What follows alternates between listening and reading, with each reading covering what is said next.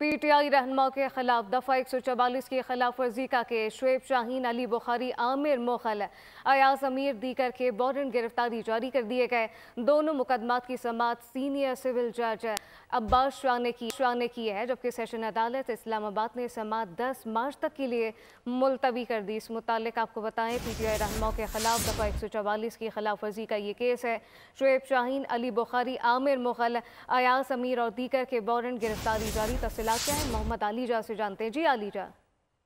देखिए, Islamabad district and session court से अहम खबर से मुतालिक आपको आगाह करें कि पाकिस्तान तहरीक-ए-इंसाफ के रहनुमाओं के खिलाफ दफा 144 की खिलाफ वर्जी का केस था।